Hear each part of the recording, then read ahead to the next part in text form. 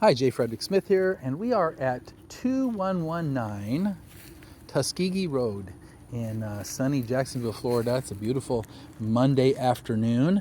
Getting ready to head on into this little house here and have a look at it. First, though, I thought you would like to have a look at the neighborhood, what is up and down the street from this home. Homes mostly are the same builder. Got the little front porch area. The roof hangs over. I see that on half of the houses on this street here. It's kind of the same thing. There is one that is boarded up, just a couple of houses down that way, but I'm not really seeing too much of that kind of problem in the rest of the neighborhood. All these houses look pretty much the same, but I see nice trimmed yards, not a lot of debris. So all things considered, I think it's pretty good. There are some tall chain link fences, but you know, who doesn't mind a little security? So let's have a look at the outside of this house. First, there is a cement driveway that goes in, but there is no garage here. No garage, sorry about that. Roof is a 3-tab roof. Looks like we've got some sun damage on that roof. You can see some discoloration maybe over here on this side. That's from the sun. I am seeing some curling edges as well, which means that I'm afraid this roof probably isn't going to be under 10 years old, which means it's going to have a hard time passing a 4-point inspection. I could be wrong about that. You know, I guess it depends on the inspector, but that's kind of what I would think is going to happen. We've got vinyl siding here. There is a little breaking. Vinyl siding is susceptible to the sun. The sun hits it. It doesn't change the color, but it makes it brittle, and then a little bump and it shatters. That's unfortunately the way that is. The good news is these vinyl panels are really easy to replace, and anybody with a half a lick of construction skill could do that for you in no time whatsoever. Also, it is kind of dirty. Pressure washer would help the look of that quite a bit. Some of the trim here right at the soffits need to be pushed back up inside, and there's at least one piece that is disconnected here off of the end. You're going to want to get that dealt with. Windows are all double pane vinyl. Thank you, because that means you're not going to be losing too much of your cold air in the summer or your hot air in the winter. The AC compressor is older. Looks like it's been beat up quite a lot. There is no cage on it, but I don't think that's an issue. I'm not sure that this guy's going to last much longer, but you know, really, the best thing to do if it does work is get yourself a home warranty, so if it does fail, you'll get that covered. I don't know what the little Mazda car is doing out here, but that's okay.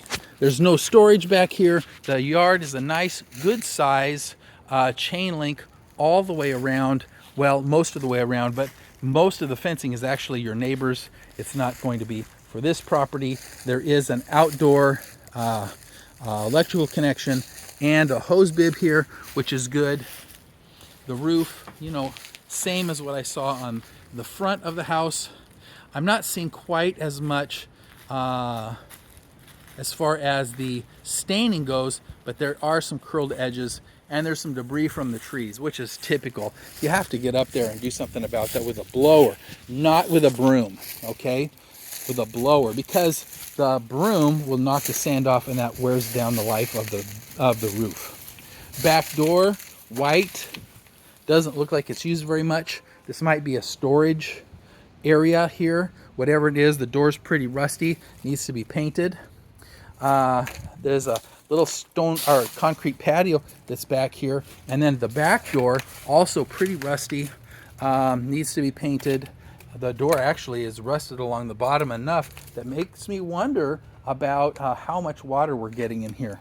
I see the same over on this side too. So with the rust on the bottom of the door, then I start to think, why is it so rusty on the bottom? Well, if the water levels are coming up to the point where they're touching the bottom of that door, it's going to cause rust. The little outdoor porch light in the back is also kind of rusty and probably should be replaced. There are gutters, but they are totally full just over this back porch. They're totally full, should be cleaned out. That's really going to help a lot with you know, water issues. The dryer vent, one of the flaps is broken off, but it's still probably good enough to prevent any kind of intrusions from, you know, bugs, well, cats or whatever. And And there is also an exterior outlet here. So let's continue on around. Some nice big trees here beside the property, although it's really close to the neighbor's house, so it's hard to tell whose tree is what. But regardless, they're nice big trees, and you know, with nice big trees, you definitely have to pay attention. So we're gonna head on in just a second here, but let me show you a couple of things. The front patio has a fair amount of cracking, but it doesn't look like that has gone too very far. This is probably, you know, with just within a year or so of when this house was built. So it's been here for a while, not anything to concern yourself over really. And the patio itself, besides that, looks pretty nice. The shrubbery in the front is well trimmed. And so, you know, all in all, the front of the house is good. We got a Ring doorbell. We're not going to ring it. What we are going to do instead is hit the lockbox. So we'll see inside in just a moment.